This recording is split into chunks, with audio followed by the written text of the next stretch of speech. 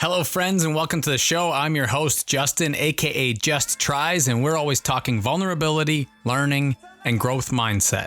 No sponsors yet, so go to justkeeplearning.ca for content and more episodes geared toward helping you not just set goals, but achieve them too. We have a goal to help millions of people be lifelong learners and get their ambitions off the ground, so be sure to hit us up and let us know how we can help. Our guest today stresses that now, more than ever, it is time for you to stop hiding and unleash your badass self. She stresses that just keep learning attitude in her own life, and in this episode, we have some great conversations about priorities, authenticity, and what really matters. After 13 years building a career in education, she took a huge leap of faith to become her own boss. Inspired by the work of Jen Sincero, she has built a resume as a business consultant, brand strategist, and public speaker.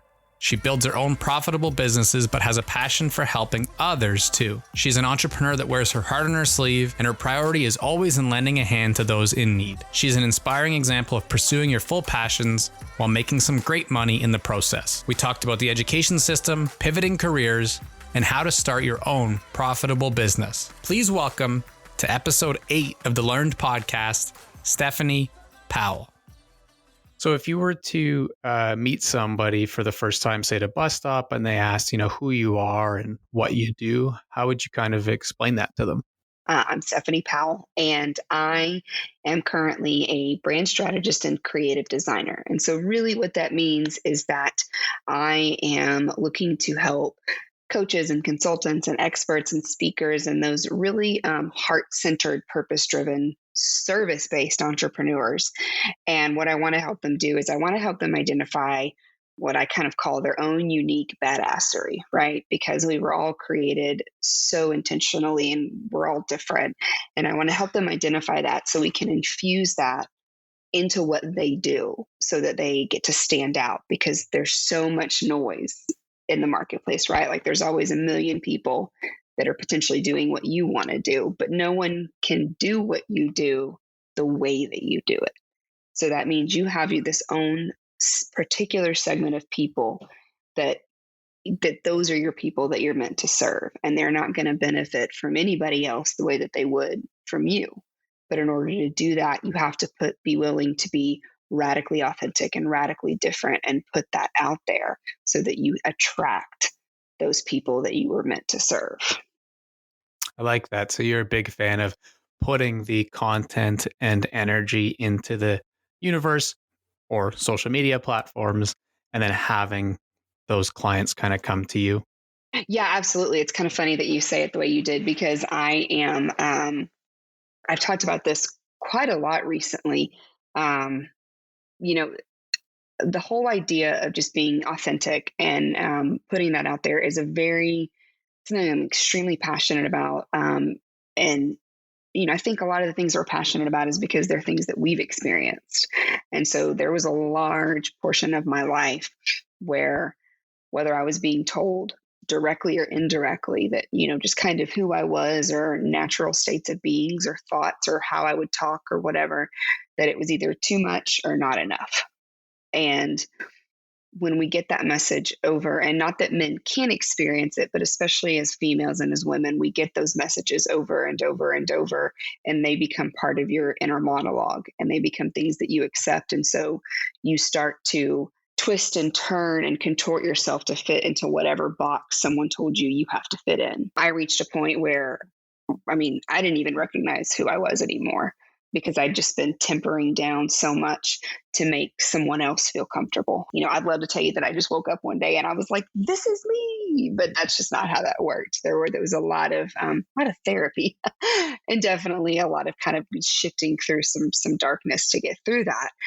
And I bring all that up to say, because I do brand strategy and I do, it's not the same as marketing, sales, and what I do are all very different buckets, but they also overlap and work with each other. And so in the current marketplace, even with what I'm doing, we hear a lot about what you quote have to do marketing wise. Like if you want to make money and if you want to keep your pipeline full and keep customers coming to you, you need a sales funnel and you need to be reaching out to potential clients and doing all this. And some of that stuff just feels so icky to me. Like I hate it. I hate sales funnels. I hate sliding into someone's DMs to start what is ultimately a bit of a fake organic conversation, right? Like, if I send somebody a message because I love what they're posting, I just want to let it be that and be like, your content's amazing. I don't want it to be about me looking for something to compliment them on so I can start that conversation to ultimately circle back around to maybe I can help you and you should hire me. Like, I freaking hate it. And so the way you said that, saying, putting it out there, yes, it's 1,000% what I'm about. I just want to show up every day as real and as authentic as I can. And I want to always show up as understanding that I'm a conduit. I don't have to have it all figured out. I just have to show up and be willing to be the vessel for whatever that is in that day. And people to find that, like to find me or to want to work with me because of who I'm showing up as, not because, I tried to manifest a relationship or something that's not there. I think there's strong camps of kind of both, right? The really strong, you need the sales funnel. This is the way to sort of optimize to be a millionaire, billionaire, etc. And then you see the really strong camp of be genuine, truthfully give, and hold your breath as long as possible. And all of your benefits are going to come from ways you can't even imagine. And then there are so many people, probably the majority, that are stuck in the middle. I think even I fall into that camp because I used to think that the only way to serve authentically was to not monetize anything. So to the people who maybe struggle with the idea of monetization or the psychology of money, what are some tips or advice that you would give those people? I think one of the first things that I would tell them is to go pick up Jen Sincero's You're a Badass at Making Money book. And the reason I say that is because really what that is for us, that's a pre-programmed mindset. I think that mindset work is just crazy crucial, especially if you're going to be an entrepreneur, because there's all kinds of stories that we've told ourselves and have been told by other people that we're not even necessarily aware of where they came from. We just know we think this way. And so I think a lot of people share that concern of, okay, but if I really want to serve, then I should just be giving it away. And, to anybody who's listening, thinking that, I'm going to tell you right now, boo, stop giving away your knowledge for free. Stop giving away your magic for free, because that's not really serving anybody. So on kind of the holistic side of it, I would say let's do some mindset work. And Jen Sincero's book is a great place to start and to start uncovering what the stories you're telling yourself about money are to have that healthy relationship. I would also tell them that, instead of thinking about it as an amount, it's an exchange of value. I'm giving you something of value and you're giving me something of value. And that's what it's more about. And so, I think that for everybody, if they really kind of just allow themselves to sit, there will be an amount that you want to charge that feels right for you. And you're like, this feels good to me. 9 times out of 10, customers or consumers or clients that are looking for free and are looking for deals and are looking for the cheaper version, that's not your ideal client. That's not who you want to work with. And those are not the people that are going to get the most out of what you have to offer because they don't have a vested interest. Let's say you get a gym membership and like the first 30 days are free. You don't go. But when they start taking money out of your bank account every month, how many different subscriptions or things do we pay for that we go, I paid for this, I'm going to use it. And that's the mindset you really want your clients and things to be in. You want them to be vested in this transformation and in this outcome. As a prior personal trainer, I can relate to that exact notion. I used to have clients say, well, let me work a couple days for free, or can you write some programs for me and I'll do it myself, and these kinds of things. And all of that, I would say, I can create the content or the things for you to do, but you're not going to use them without the accountability piece for a large portion of people. And so the commitment financially was definitely correlated with client success. So I couldn't agree more. I think the interesting thing is, though, in the thought leadership space, I'm yet to get to that point where I believe in the product service like I did with fitness.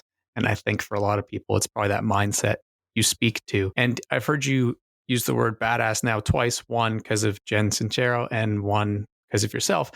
So what does the term badass mean to you? I think that is that beautiful moment where you are able to step into everything that you were created to be. That doesn't mean that you have to realize every piece of potential that you'll ever reach right now. But I think that it does mean that you really begin to not just see yourself how you were created, but embrace it and accept it and understand that the passions that are on your heart were put there intentionally. And your thoughts and your emotions and how you look at life and how you approach, scenarios and difficulties and whatever else, like that's not by accident, right? Like you were created on purpose with a purpose.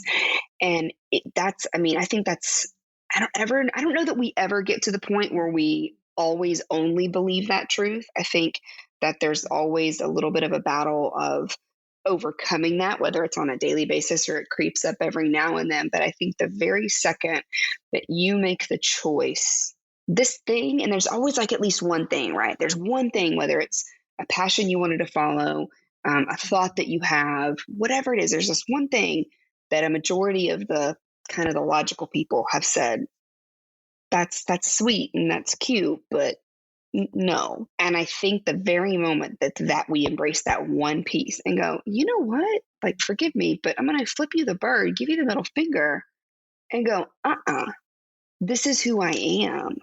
That is such an empowering moment. And I think that's when we open the floodgates to let that inner badass come out and be like, this is who I am. And just being able to believe your own inner monologue instead of the inner monologue that other people have instilled. I know one of my favorite quotes is from Steve Harvey, and it says that your dreams are not just unrealistic things to push aside. They're previews of your coming attractions if you'll let them be. I want to talk about the idea that you said one thing. I don't think that we've necessarily discussed that, you and I, before, but I say that all the time. And that's probably my biggest strength, is drilling down with people to find clarity of that one thing. What's interesting in the world of self-help, self-development, those kinds of things, is that we talk so often about a niche or a target audience, right? My struggles is when everybody has one thing, but they often don't know what that one thing is until they explore it. It's hard to serve kind of like people until you've worked with them to know what their one thing is. So in terms of marketing or brand strategy, when you think of things like a Tony Robbins or anyone lesser who wants to meet Tony Robbins, that kind of thing, what would you suggest as strategies? This whole concept of niching down, I talk about that a lot. I live that a little bit. But so one of the things that I do with my clients is part of the brand strategy is we figure out, who are you talking to? Like, who are you trying to serve? And one thing that I think people get just erroneously wrong is that we have to niche down a certain way. And what I mean by that is, like, for me, my target has nothing to do with demographics. There is nothing there. It doesn't matter if you're male or female, how old you are, what your political views are, what your religion, none of that matters. For me, my particular niche, and this is where I do sometimes when people say, oh, you don't have to niche down, and I'll push back just a little bit, because I think if we allow ourselves to, we're going to find a common thread in those people that we serve. We're going to find the common thread. And if you look at your best clients, or if you look at the people who had the most success, right, you just have to start to know what that common thread is. And so for me, what I found out is, and this came through a variety of ways, right? And I finally had somebody ask the simplest question ever, which was, again, talk to me about your 5 best clients. So we had this kind of quick conversation about it. And what I found is that everyone that is one of my best clients truly is a consultant or a mentor in some capacity. So really, when you get down to that, it's about people who are on a mission to serve others, and that their mission goes way beyond the scope of themselves. So when that comes to that niching down thing, I think it's really important that instead of forcing like an answer to a question, and this is what I tell my clients, if I ask you a question about demographics or psychographics and you don't have an answer immediately, move on. And so it's interesting that you asked that question when we talk about that one thing, right? My clients, that's something that they struggle with as well, in the sense of they're not really bringing their full range of abilities to the table, and they're holding back because that's what we're told to do, right? And I think people are afraid. They're afraid to niche too far down because they're going to miss all these other sales. But those people aren't your people. If you think about a bow and arrow and a target, right? You have to aim for the center of the target to even have a chance of hitting the outer rings. So it doesn't mean you won't help and serve other people. But if you're just aiming for whatever, you ain't gonna hit nothing. And I also am a really big believer in, if working with someone doesn't make you say, hell yes, then it is a hell no. And I also just want to throw into, when you mentioned your quote and you mentioned the dreams that are their previews, there's a quote by Pablo Picasso, and I'm going to butcher it just a little bit. But essentially the idea is, if you're dreaming it, you can do it. Because if it wasn't possible, you wouldn't be able to dream it. I'll jump off of that too and bring up one more, because again, I could go on forever with the quotes of people I look up to, but Will Smith talks about how he wishes that one word that didn't exist in the dictionary is realistic. And then he goes on to explain how realistic would have been used to apply to the question of flicking a light switch and having the light turn bright, or being able to wrap metal around humans and fly them across the ocean, just 100 years or so ago. And yet we're all here using lights and planes. Those kinds of quotes, I think, really speak to me. It is big evidence of who I love to work with. When you talk about who's that one person, I appreciate how you brought up the psychology and psychographics versus demographics. Is one thing that people constantly, I get it multiple times a day, is, do you work with youth, or do you work with males, or do you work with females? Being able to hear somebody who's in that marketing branding space speak to the fact that a common thread can be beyond demographics is nice to hear. Absolutely. And sometimes it does fall that, like, most of my clients do happen to be female. That's just the way that it is. If you're not willing to put your whole authentic self out there, then you're not really ever going to be able to figure out who those people are, because energy attracts like energy. One of the things, and this is something that I've clung to, one of my best friends, this was years ago. I hated dating for a really long time. I mean, I don't know that anybody loves dating, to be honest. It kind of blows. But I was married previously, got divorced, which that was a lot of where my transformation and growth and all that kind of stuff took place. And after that, or before, like, I reached the full, nope, this is me, like, take it or leave it. I would try to date someone, and the story that I always told myself was like, but they can't, like, when they see who I am, they can't handle me. Like, it's too much. And one of my best friends, and we were on the phone, she was like, I love you. And she was like, but I'm going to stop you right there. And she said, because you temper yourself down for people. She was like, so how can you be surprised when they're surprised when all of a sudden you unleash the full version of you? And it hit me like a ton of bricks. And I was like, holy crap, dude, she's right. And that was one of the major empowering moments for me, where I was like, I can't blame other people when I'm only giving them 25% me. And then if they're like, whoa, and they take a step back when I release 100%, well, whose fault is it? That's mine. And the second I start releasing all of me, am I going to alienate some people? Probably, but you're not meant for everyone, and everyone isn't meant for you. And that's something else that we've got to eliminate that lie. And so if you're going to figure out who you attract and to who you want to work with, well, you have to be willing to be you first. And accept, again, that you might get a couple of unfollows and you might get some people that go, oh, but that means you're doing it right. If everyone is saying yes to you, you're either not showing up authentically as yourself, or you're not charging enough, which is a whole nother conversation. Right. Well, we could go there since you brought it up. In terms of charging, it's a very interesting thing, because people who maybe haven't started online businesses at all before may not know at all, but there are always going to be levels, right? You see courses on Udemy for 99 cents, well, sometimes free. And then you see high-end coaching programs for, you can list a number almost as high as you can think of. Everywhere in between, you have one-to-one coaching. I know when I was a personal trainer, it was always $100 an hour, but plenty charge way more than that. And then you have kind of membership portals and things that are similar to Netflix at $18 a month. So why don't you talk a little bit about price versus value and those kinds of things? Whenever I talk about pricing, I do relegate my kind of quote expertise, that which it is, to service-based stuff, because product-based is a completely different animal altogether, right? And you have to take into a lot of other factors like cost of materials and just all those things. So when it comes to service-based stuff, I got a formula from one of my mentors. It's not a hard formula. Basically, the idea was, like sitting down and writing every recurring expense you have, whether it's rent, electricity, cell phone, internet, whatever it is, car payment, write down all those recurring expenses that you have every single month, multiply it by 12. That is your minimum yearly income. Like, you have to have that to live. And then from there, you can look at that monthly cost and go, okay, well, if I have to have this amount of much per month, you can then break that down and continue breaking down into an hourly cost, right? So, okay, if let's say just for easy math, it's $4,000. Well, that means I need $1,000 roughly a week. And then you say, okay, if you're going to work 40 hours, or if you can effectively bill 40 hours, what is that? What are you charging per hour if you want to look at it on an hourly basis? Whatever number you get to. So if I say I'm going to work 40 hours a week and, I need $1,000 a week, whatever that math is. I don't do math. We're not friends.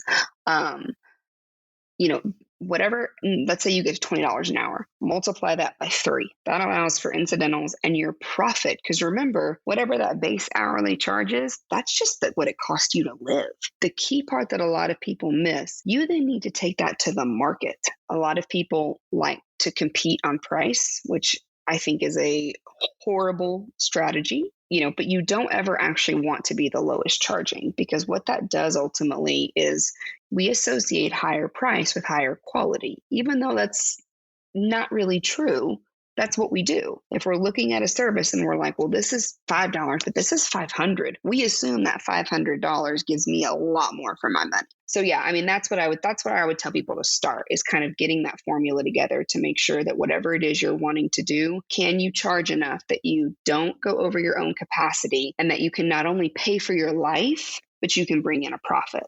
Right. I think that's a good way of looking at it, crunching the numbers and seeing what you can kind of afford to do while still scaling. And I think a lot of times we're pleasantly surprised when we go back to the market. Maybe we find that our number is $60 an hour, or, whatever, and we go to the market and the lowest you find is 100. What would you kind of say are the things that you provide someone in the service industry looking to access your support?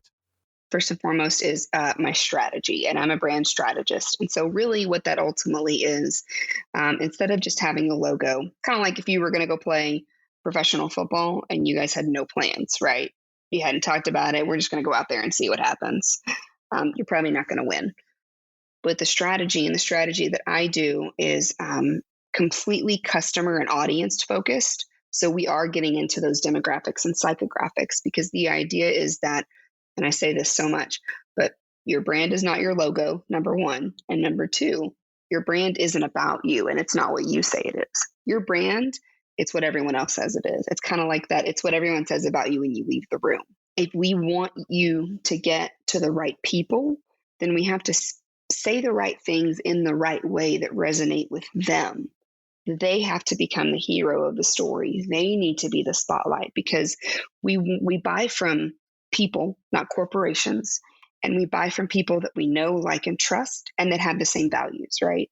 And I think we can all probably remember a time where we bought something because what we were hearing, we were like, you literally are speaking to me as a human being. And from there, really, for me, it's about answering 5 questions. It's, who are you? What do you do? Who do you serve? What problem do you solve, and how do you do it differently? And then the last question is, what should your customers or clients feel after they've purchased from you or worked with you? Every design decision is based off of that strategy. So then we move into the actual branding designs, and that is the creation of the logo, selection of the color palette and the fonts and the typography, and all that brand identity. Those are like the visual interactions and touch points. That's also part of like the mission and brand words that you're going to use. Just all of that gives you a cohesive brand so that you can be consistent. Kind of like an all-encompassing service that can help people clarify their message and ultimately lead to sales. So I'm sure you're helping a lot of people with that. I just wanted to talk a little bit about kind of how you got to this point in the sense of school or education, those kinds of things. It's crazy how things unfold when you look back. So growing up, I always wanted to work with animals. That's what I wanted to do. If you wanted to work with animals, you could be a vet or you could be a marine biologist. Those are basically the only career paths that were discussed. So I was like, well, you know what? I don't know what I want to do. I'm just going to if I can get into the business school, went to Texas A&M University, and their business school was one of the higher ranked ones. And I got in. And so I got my BBA in marketing. Just got a job with a company that I'd been working for summers and breaks that had nothing to do with marketing. I was at a desk all day. I hated my life. And what happened is I realized that while I was in college, I also, I'm a dancer. I've danced professionally and semi-professionally and things like that. And I was working at a studio when I was in school, and I really was missing my studio kids.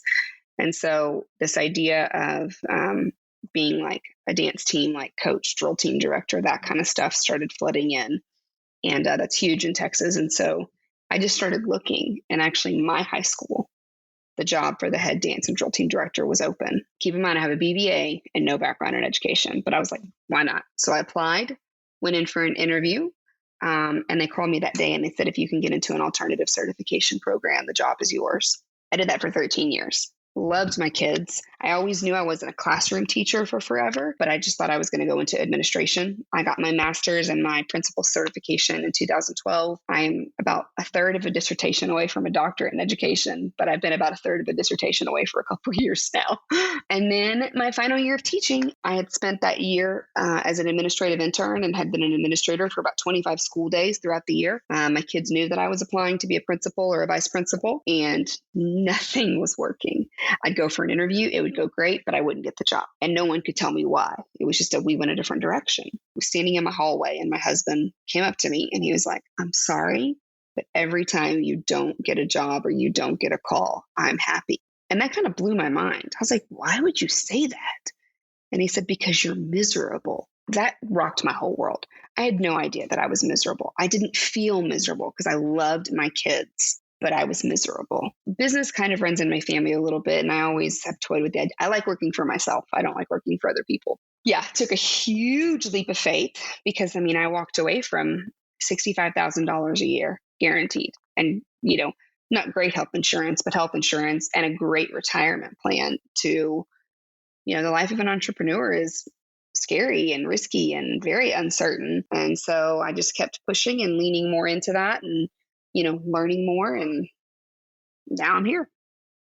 It's fascinating to me for two reasons. One is that my background is the same. I worked my way up to administrator or principal every summer in our summer school program, and throughout the year can fill in that kind of thing, and did one school year as a vice principal position, but went back to teaching because I love pursuing more of the things that make me come alive in terms of my own passions around learning, but helping people grab those dreams, which is the side hustle, right? The other thing that I find fascinating about it is that you brought up the idea of everyone having that one thing. I feel that everyone has one thing too. It can change, but going back a few years to when you first made that decision standing in the hallway with your husband and started heading down this route of maybe it's something else, not a principal position, whatever those psychographics are, those are the people that I love working with. And so it's neat that this kind of is coming full circle. What do you think were things that helped you make that decision to go that entrepreneur route though? Because a lot of people just go to the next interview. If you're going to go the entrepreneurial route, you need support. And one of the scariest things in entrepreneurship that I do talk about when I can is there's a very prevailing mindset that can be really toxic for an entrepreneur. And it's this idea of, we hear about hustle. And, while you're sleeping, I'm hustling. And while you're doing this, I'm doing this. And it creates this environment of, if I want to be successful, I can't sleep, I can't rest, I got to work harder than you. And that's so toxic for so many reasons, right? Like, I had to identify myself. There were days where my husband was like, you're done. I got to a point where I started, and I do this now. I make myself take a day off. And so, and that on top of that is this idea as an entrepreneur that you should be able to do it all by yourself. And if you need help, you are weak. And that is one of the biggest freaking lies that has ever been told. I would not be where I am at without my husband. And I am not a codependent person. If anything, I'm the opposite. I mean, I'm very independent. I used to have that mindset of, I don't need you. I can do this. I can do all the things, right? And I didn't realize it was a sense of pride with me that I didn't know was there. So I'm like, okay, I don't understand why you can't handle these 2 things when I've got 20 things that I'm balancing perfectly. And I stopped to remind myself of this. I really don't have to do all this by myself. That's an unfair expectation that I should be able to handle it. And I think if you're going to be able to do entrepreneurship and really, when I say successfully, I don't mean in terms of money. I mean in terms of like a balanced life where you're happy and you're healthy and you're doing something that you're making a crap load of money that you love to do and is fulfilling. I think going into that without having a support system, I just think you're setting yourself up, not for failure, but just for it being a lot harder than it has to be. That's a pretty special story to be able to tell. I think a lot of people have still figured it out, but they've had to find their support elsewhere because they have people in their immediate circles doing very much the opposite, kind of doubting them. To people who feel like they're dreaming too big because the people around them doubt them, what would you say to those people? So I guess the first thing that I would say to them is, that it's time to get really raw and honest with yourself, because you need to figure out what's keeping you up at night. And if whatever this thing is that you want to do, if it's big enough that even when somebody says to you, that's unrealistic, that's stupid, that's dumb, if it still occupies the majority of your thoughts, maybe those few times where you're able to engage in whatever that is, that's what just sets your heart on fire and lifts you up and brings you joy, then in that moment, you have to make a really tough decision to put everybody else on mute. And I think the other side to that coin is that there is support available for you. Even if it's just a Facebook group, that sometimes all we need is just someone else to go, I've totally been there. And you're like, great, it's not just me. But you have to be intentional about going and finding it and then allowing yourself to engage and open up and whatever else. But what I will say is that, this is a little bit of my tough love in the sense that when I said get real honest with yourself, if somebody or multiple people saying to you that this is not a good idea, this will never happen, you'll never be successful, it'll never work, if that is enough to shut you down entirely, then you don't want it bad enough. If you're wrestling with it, right, and it's killing you, that's a little bit different. But if you're like, you know what, you're right, and you're able to close the door on that and never think about it again, then that wasn't the right path for you anyway. Again, those desires and those passions, they don't just happen to find their way into our heart. We're born with them. They're imprinted. They're embedded. They're not going anywhere. And for those things, they don't ever leave. It doesn't matter how many times someone dismisses you or speaks against it. It's still there. There's still that piece of you that goes, man, there's just something that tells me that I should do this, or I could do this, or people need this. But then, like I said, you got to make the decision to put those people on mute. And sometimes there are really challenging decisions too, of you have to know when to kind of cut somebody off. And it doesn't have to be a mean or hateful thing, but you have to take responsibility for the energy that you're allowing to affect you and who you're surrounding yourself with. And sometimes, I'm straight up, anybody who's listening, being an entrepreneur is effing hard. Is it worth it? Hell yes. If someone really loves you and cares about you and wants you to find success, they will find ways to support you, even if they don't understand your vision. Such a perfect segue into my next scenario, more so than question. I like to give people real world scenarios, actual clients of mine that I have worked with in my day job teaching youth, more or less, for lack of a better term, how to follow their dreams. To me, it's nice when you can get one-on-one because you can figure out what's good for that one person. If you had the opportunity to come in and coach one of these youth for me for an afternoon, let's say, and it was a 20-year-old girl who had served a couple years for dealing drugs, who's now, recovered from that, but has a young daughter at home, and she wants to start a business where she can go and be a guest speaker and be that sort of Jen Sincero type to help other people overcome their struggles in life. How would you tell her to start that business? It's so interesting that you asked that question because I am, in some ways, experiencing that myself a little bit, right? Because not to make this all about me, but just to give you kind of a segue or background or context into where I'm going with this. I taught in public high school for 13 years, but I've been teaching for over 20. The truth of the matter is that really is one of the biggest things of my life. I believe it's something that I was called to do. I don't mean this to be arrogant, but it's self-aware. I'm really good at it.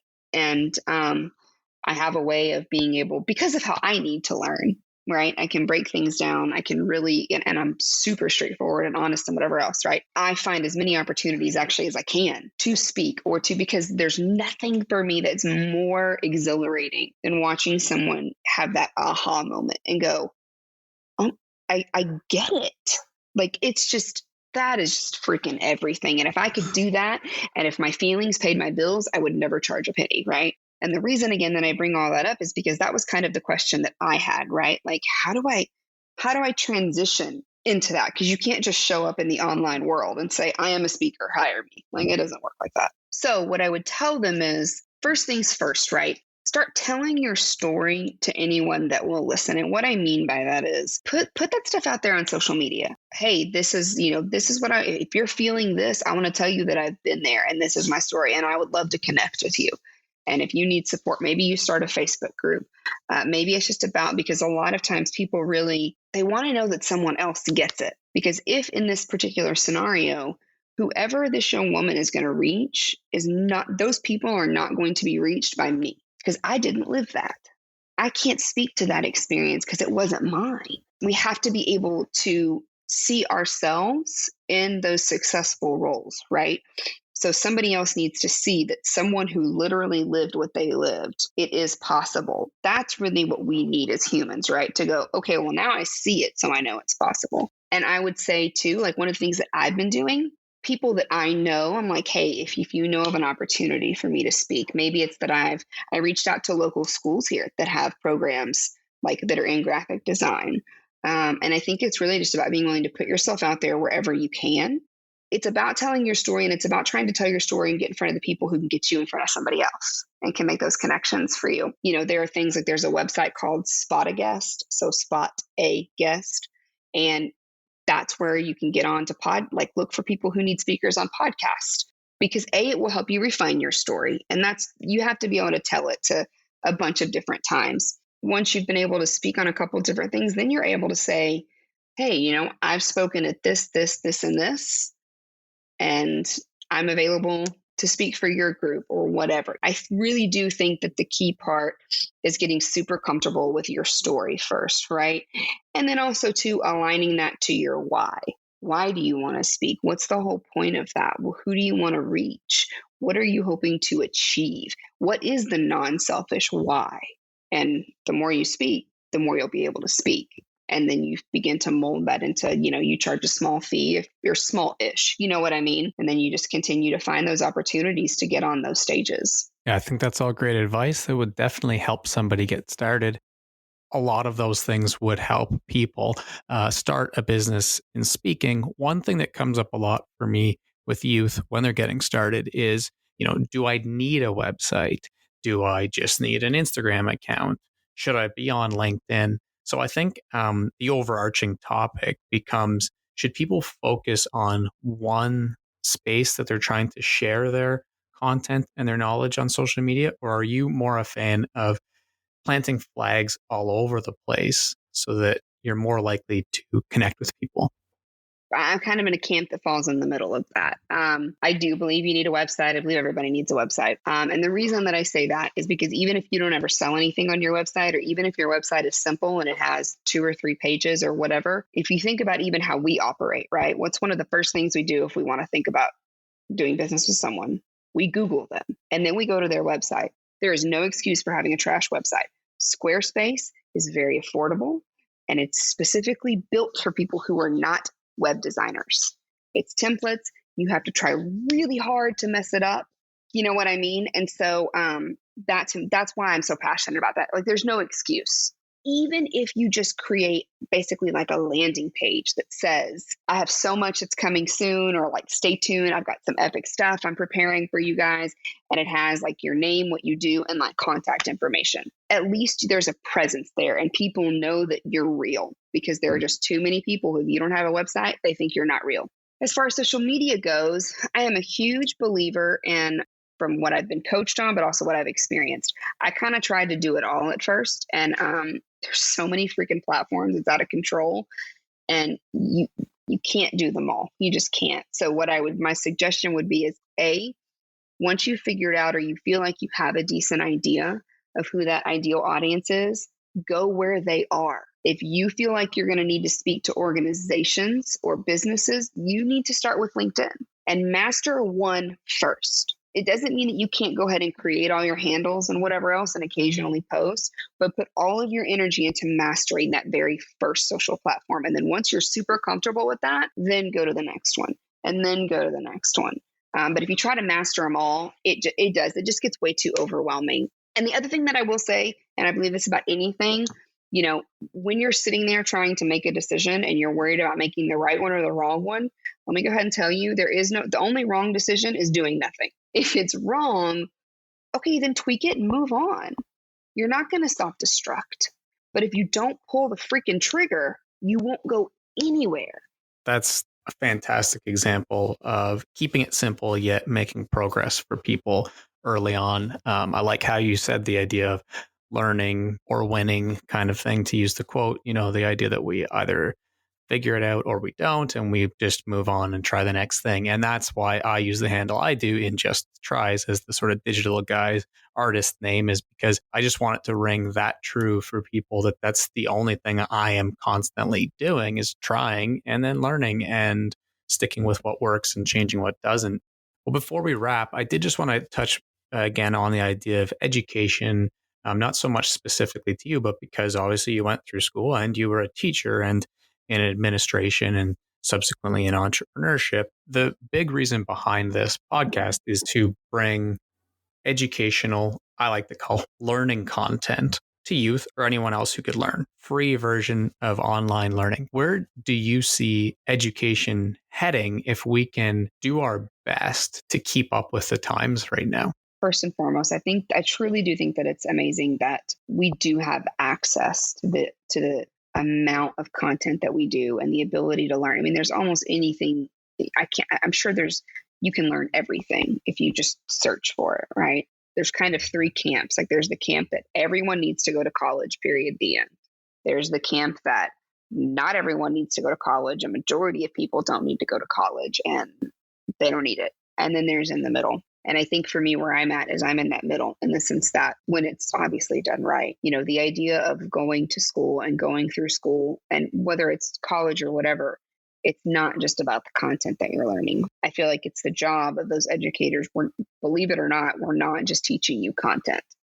We're teaching you life through the content. And so you're learning a lot of those lessons, even if you don't know that you are. And so with that being said, I absolutely think, at least just in some capacity, finishing high school or whatever, I do think that's very valuable. Then when it comes to post-high school education or secondary, I think if you're really super clear on what you want to do or what you don't want to do, then I think whichever choice, whatever you choose, is great. With this camp that comes out and it's like, see, you don't have to go to college. What scares me a little bit with that is I don't ever want someone to use that as an excuse not to go. I'm in the camp of, try to at least, and if you have no idea what you want to do, then yeah, I think if you can go to college or even just community college and start taking some stuff or whatever, then go that route. If you have a very clear plan and path, if your passion is you want to work with air conditioners and HVAC systems for the rest of your life, you don't need a 4-year bachelor's degree for that. You need certifications. So it's about having an idea of what you think you want to do. What are the requirements for that job? Great point. And I think it's come up on the majority of conversations I've had with people recently in the online business space, is this idea of mapping towards our ambitions. I love that phrase. Yeah. And I've heard it from a lot of people. It probably stems from someone like John Dewey or something, 100 plus years ago. Who knows, really? Right. I love it too. I think it's important that we all do that. When people don't know what they are, or let's just say they genuinely answer and think they don't know what they are, how would you help someone like a family member, or if you had a cousin who said, I just don't know what the hell I want to do, how would you start helping them find what that passion is? I think I would start by giving them kind of two assignments, actually. And the first assignment that I would give them is as silly or as simple as this sounds, is to find a quiet place they will not be disturbed and they can focus for at least 15 minutes. Grabbing a good old fashioned pen or pencil and a piece of paper or a journal and start like literally brain dumping. So you can't quantify any of your thoughts. You just got to write them all down. Anything that makes you happy or brings you joy, write it down. I don't care if it's stupid. That's not allowed, right? The only goal is to get what's in your brain on paper. And then what I would say to that is, like maybe set it down and walk away from it. And either an hour later or the next day or whatever else, come back to that list when that's not where your brain is. Go through it and see if you find any themes, right? See if you find something that pops up in multiple areas or in multiple ways, but just have that list. You don't have to have all the answers. Just start to go over it. It might take you a few days to get to that, but just kind of have it there where you can go over it and you can go, yeah, no, I really do enjoy that. Then the second assignment that I would give, it's this idea of finding your superpower. And I actually did this exercise myself about 2 or 3 months ago. I sent a request out to like 25 people that I feel know me and that I knew would be honest. And I was like, what do you think my superpower is? And what I explained that as, what do you see are my strengths? Or if you were going to come to me to help you with a problem, what would you be coming to me for? I recorded every response that I got. There will always be at least 2, more than likely 3 or 4 that you hear over and over and over. So then you take that list, go back to that list that you made, because that's the sweet spot right there. What is it that everyone tells you you're phenomenal at? And it's also just a really empowering exercise, because it's not that you're fishing for compliments, but it's really nice to hear from other people when you're soliciting their honest advice. And you're like, wow, I didn't know you thought that of me. But like I said, that sweet spot of finding what your superpowers are. And I love to do this. And when you find where those overlap, then that's where you can start really exploring, how can I utilize this to make myself money and to do good in the world? That's an amazing thing to me, because my first 3 steps in supporting someone, the 4th is picking your one thing. Number 1 is dreaming big. And I start with that mind mapping exercise. 2 is interests first, and then 3 is strengths. And then we work back to see how those 3 align. So that's just fascinating to me. It's neat. It works for people in each of their journeys with 100% certainty. It just depends sometimes on how long it can take. Absolutely. So I ask the same few questions in wrapping with guests. They're meant to be fairly quick, kind of off the cuff answers, just whatever comes to mind. And the first one is, if you were leaving one piece of general advice for the next generation, what would it be? My advice would be that you are magical as the F word, and don't let anybody tell you otherwise, and crush those molds, break those boxes, and don't let anybody dim the magic, because the world needs what only you can give. And if you don't give what you can give, we lose it forever. No one else can do what you can do the way you do it. Poetic. Something that you yourself are learning right now. I am learning just how crucial and critical. We hear so much about mindset work and about the energy and things like that. And I am a religious person, but there's that piece of it, but just how crucial and how accurate it really is to do the inner work.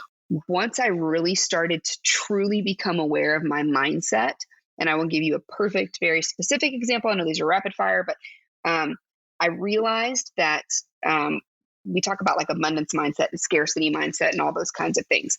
And I'm really trying to focus on the abundance piece. And I realized that while I've been doing all of this work to increase my energy and be aware of my mindset and cross out any limiting beliefs, when I'm writing my post and my content, there's this little thought in the back of my head that's like, if you don't get this right, the right people aren't going to see it and you aren't going to get any more clients.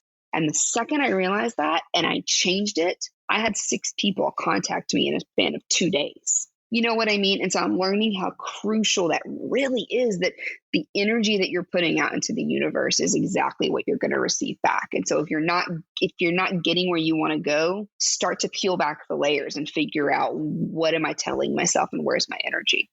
If you were to give me a question that you thought would clarify things for my audience, what would be a question or a prompt that you would give me? I think I would just love to hear in your own words, a kind of a two-part question, right? Like the first part of that being a very typical branding question being, who do you serve and why?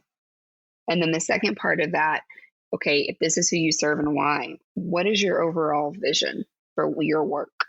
Well, my why, first of all, to start with that, is always to support youth mental health primarily, but again, outside of that bullseye, people's mental health. And I like to say vitality, because sadness and happiness, they're all important, but hoping that it's through the lens that they're feeling good about their emotions. And I truly feel that that happens by unlocking that main passion project, pursuit, job, career, vocation, whatever it ends up being, but the one thing, right? So if it's becoming a rap artist or it's painting or programming a website, finding that one thing that really brings them alive is what I love to do. Who they are, I think, are the people who have been doubted, are doubting themselves, can't sleep because they feel like they're wasting their life. They're worried about regretting what they're doing. Mm-hmm. How I see it going in an ideal world is having a free YouTube channel and podcast monetized on the back end, because that's how it, then nobody needs to be charged. But en route, I'm learning that I feel whether it's courses or membership, there can be something that can help along the way to further scale the business side of things to be able to help more people. Yeah, I think, not that you asked, and this is unsolicited, but I can definitely see, I can see how like a course or some kind of membership could be really beneficial to your audience, because I also think one of the key factors in some of those like courses or memberships, if they're set up this way, there's so much power in knowing that someone else is experiencing exactly what you're experiencing. And it's great to work with the coach or the mentor, but to be, whether it's with 4 other people or 10 other people, and when you hear them talk and you're like, it's literally what I'm feeling. There's just so much power in that, and knowing that it's not just you, and you're not crazy, and you're not weird, and you're normal. Right. And it's interesting you say that, because for me, I think it's just determining what a sort of avatar or target audience can see in themselves in terms of the language. Because to this point, it's been years of just free content, connecting with people, doing tons of one-to-one coaching for free. And I love it. And you see results. But I like what you said about membership, because if it weren't for COVID, for me personally, I wouldn't have had this thought of maybe I shouldn't do one-to-one. The reason originally was maybe a lesser price would help with coronavirus. But what ended up happening more was I started thinking that we learn best in communities beyond one back and forth relationship. You get that exponential support system. I just want to ask, I guess, where for sure, but why some people, if they need to find you online, where and why they could do that. Everything pretty much for me is sort of my handle, which is more Powell to you. So it's more MO, like kind of like the more power to you, but it's my last name instead. So it's MOREPOWELL, and then the word TOYA. And so that's actually my web address is morepowelltoya.com. That's my LinkedIn web address. That's my Facebook web address. And then on Instagram, it's the same thing. It's just an _ creative. And so that's really that's where I am. If you want the fuller version or the less condensed version of why I do what I do and what I do, definitely head to my website. And then if you just kind of want to catch a vibe or a feel, then, head to one of my social medias. Well, Stephanie, thank you for doing this in such a short time. I think you've provided the listeners with a lot of opportunity to learn about branding, marketing, strategy, and just life in general. And podcasts are tough because, we have to wrap. And I love being able to give people the opportunity to go find you elsewhere, because I'm sure you're helping a lot of people and will continue to help even more and more. So thank you for doing this. No, thank you. It was really, really great. And if anybody does want to, don't ever hesitate to reach out, even if you just want to ask a question or run something by. I like to serve as much as I possibly can. Thank you. All right. This is awesome. That was a fun episode. Every episode seems to bring some awesome surprises. I hope these really help you or someone you know. It's hard to get all these incredible stories out to the world, so please do pass it along. Thank you to our guest, Stephanie. She's a great leader and mentor for anyone thinking of starting a business or taking any leap of faith in life. It's our goal to have this in every school in the world, so please do subscribe, leave reviews, but most importantly, pass it on to someone who could benefit from the show. Until the next episode of the Learned Podcast, all the best, and remember, just keep learning.